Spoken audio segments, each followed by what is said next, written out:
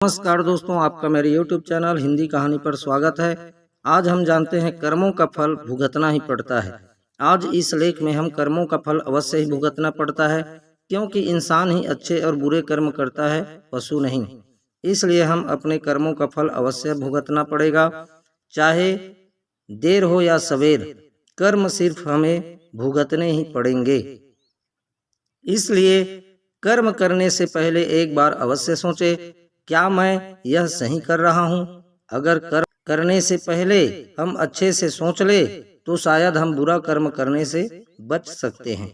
अगर आपने अपने आप को बचा लिया तो सजा से भी बचा लिया। आपने बुरा कर्म कर लिया तो एक न एक दिन भगवान अवश्य सजा देगा।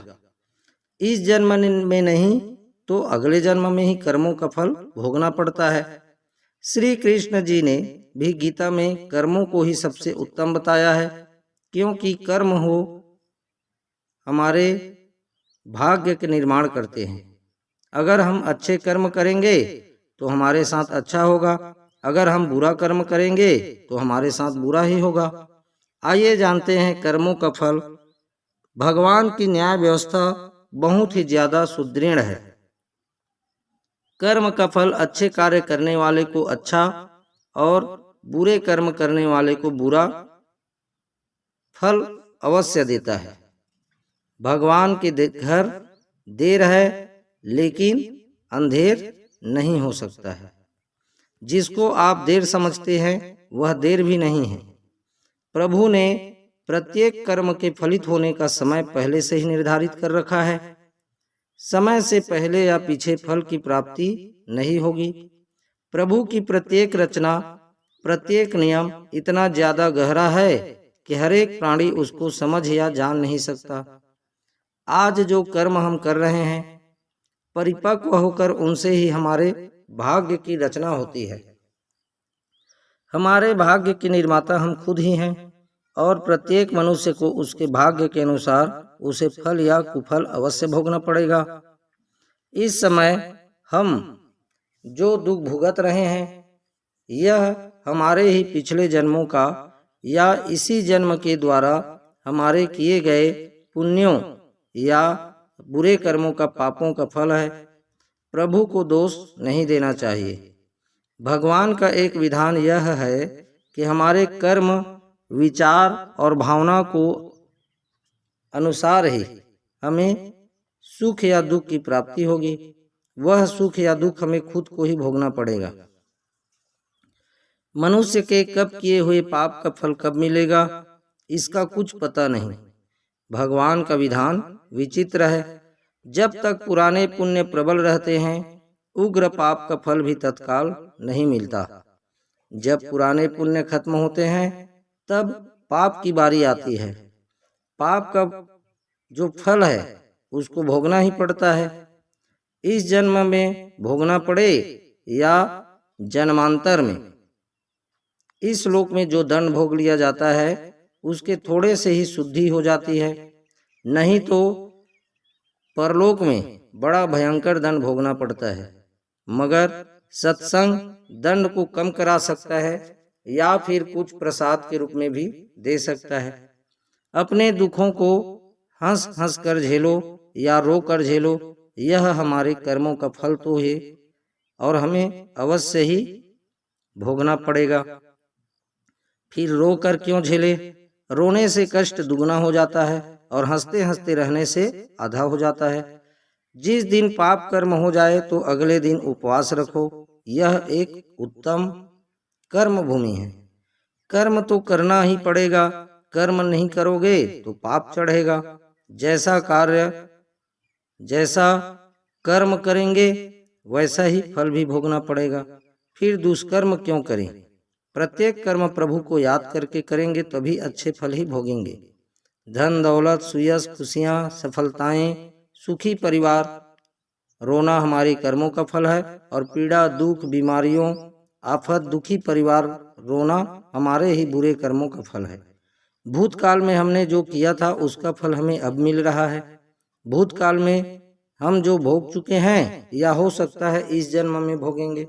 श्री कृष्ण ने समझाया कि भीष्म पितामह सुख दुख से जय पराजय से परे हैं। वो जानते हैं कि जो होने वाला था यही हुआ। भीष्म ने श्री कृष्ण से कहा, भगवान, मैंने ध्यान करके अपने 73वें जन्म तक देखा, मैंने तो कोई कुकर्म नहीं किया, फिर मुझे बाणों की सैया पर क्यों सोना पड़ा? श्री कृष्ण मुस्कुराकर बोले, हे संयम मूर्ति भीष्म, 73वें जन्म के पहले 74वें जन्म तक जब आपको पता चलता कि जब आप किशोर थे तब वन में घूमने गए, वहां पत्ते पर बैठी टिड्डी के शरीर में आपने कांटा चुभोया था। उस कर्म का फल घूमते घूमते अब मिल रहा है। कर्म का फल 6 साल में दुगना, 12 साल में 4 गुना, 18 साल में 8 गुना, 24 साल में 16 गुना इस प्रकार मिलता है। इसलिए जब आप कर्ता होकर कर्म कर रहे हैं तो सोच ले कि इसका क्या फल मिलेगा। धृतराष्ट्र ने भी श्री कृष्ण से अपने कर्मों का हिसाब किताब पूछा कि हे प्रभु, मैंने ऐसे क्या कर्म किया कि मुझे अपने 100 बेटों की मृत्यु का शोक मिला? मैंने अपने 100 जन्मों तक पीछे देखा है तो कृष्ण, लेकिन ऐसा कोई कर्म मैंने नहीं किया। श्री कृष्ण ने अपने योग बल से धृतराष्ट्र के पूर्व जन्म को देखा कि ये एक राजा थे और वो स्वादिष्ट व्यंजनों में खोए रहते थे। बिना विचार किए जो सामने आ जाता खा लेता। इनाम भी दिया। एक दिन रसोइये ने हंस के 100 बच्चों के मांस को बनाकर एक एक करके राजा को खिला दिया। श्री कृष्ण ने कहा, धृतराष्ट्र जी, आप स्वाद में अंधे हो गए, तभी आप इस जन्म में अंधे बने। तुम्हारे पुण्यों के प्रभाव से 100 जन्म तक तो तुम्हें फल नहीं मिला, लेकिन इस जन्म में हंस के 100 बच्चों को खाने का फल तुम्हें मिल गया। तुम्हारे 100 पुत्र मारे गए। सोचो साथ में क्या लाए तथा क्या लेकर जाएंगे। मनुष्य को ऐसी कमाई इकट्ठी करनी चाहिए जो इस संसार में भी काम आए और मृत्यु के बाद भी उसे हम साथ में भी ले जा सकें, हमारे ही काम और अगले जन्म में भी हमारे ही काम आ सके। सभी जानते हैं कि हम खाली हाथ नंगे इस संसार में आए और खाली हाथ ही जाना पड़ेगा। मृत्यु के समय यह धन दौलत, जमीन मकान, व्यापार, नौकरी, नाम, शोहरत, रिश्तेदार, भाई बहन, माँ बाप, सभी बच्चे, किसी को भी साथ नहीं ले जा सकते, चाहे राजा हो, सम्राट हो या कोई भिखारी हो। इसलिए इतना मोह, इतना ज्यादा लगाव इनमें क्यों रखें? साथ में जाएंगे सिर्फ अपने किए हुए अच्छे या बुरे कर्म, कीर्ति या अपकीर्ति, दान धर्म, परोपकार, दुखियों की सेवा, पुण्य जो भी हम इस जन्म में करेंगे यह अवश्य साथ जाएगा और हमारे ही काम आएगा। हमें प्रत्येक दिन जब भी हमारा मन शांत हो, आंखें बंद करके 2 मिनट यह सोचना अवश्य चाहिए कि हम इतनी बड़ी अशांति क्यों अपने साथ क्यों बांधे हुए हैं। यह भाग दौड़, तनाव, ताना बाना, मकड़ी जैसा जाला बुनकर खुद उसमें उलझे हुए क्यों हैं और किसके लिए? जो हमें बुरा लगता है यह दूसरे को कभी मत दो, जैसे कि कड़वी बात, गाली, गुस्सा, बेइज्जती, असम्मान, अपमान, गला सड़ा या खोट वाला खाने पीने का सामान इत्यादि।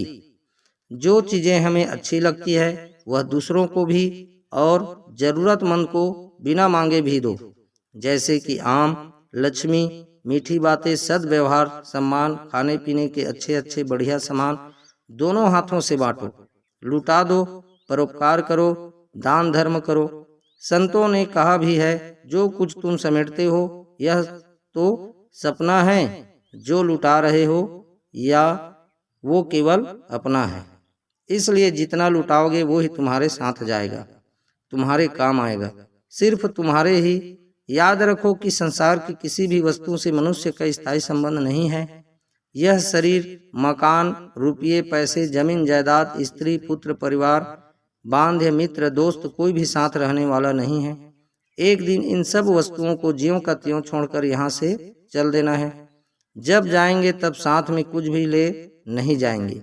सिर्फ भगवान साथ छूटने वाला नहीं है, साथ में एक छोटा सा तिल भी नहीं ले जा सकते। आप कितने भी उपाय कर लो, सारे उपाय यहीं धरे के धरे रह जाएंगे। सिर्फ भगवान नारायण प्रभु की भक्ति, दुखियों की सेवा, दान पुण्य साथ में अवश्य जाएगा। साथ में जो जाएगा वही तो अपना हुआ, साथ में जो नहीं ले जा सकते वे सब पराया हुआ। जीते जी उन पराई वस्तुओं से मोह क्यों रखें। आप गंभीरता को जाकर विचार करें। साथ में एक तिल भी नहीं ले जाने पाएंगे तो फिर अशांति, हाय छीना झपटी क्यों, किसके लिए। भगवान का हुक्म है, हर कार्य प्रभु के निमित्त समझकर फल प्रभु पर छोड़ दो, वो कभी बुरा करेंगे ही नहीं। तो सोचो फिर दुख क्यों करें। दुख सुख भी एक सोच के कारण ही तो है। दुख को भी सुख मानो, प्रभु सुख ही सुख कर देंगे। यदि मोक्ष की इच्छा है तो विषयों को विष के समान दूर से ही त्याग दें और संतोष, दया, सरलता अमृत के समान नित्य आदर पूर्वक सेवन करें। मित्रों, मुझे विश्वास है कि यह सुंदर जानकारी और कथा आपको अच्छी लगी तो लाइक और शेयर अवश्य करें। साथ ही साथ इसी प्रकार की अच्छी अच्छी मोटिवेशनल, पारिवारिक, रोचक, दिल छू लेने वाली कहानियों और पौराणिक धार्मिक कथाओं को जानने के लिए आप मेरे YouTube चैनल हिंदी कहानी को सब्सक्राइब अवश्य करें, ताकि जो भी वीडियो अपलोड करूं वो सबसे पहले आपके पास पहुंचे।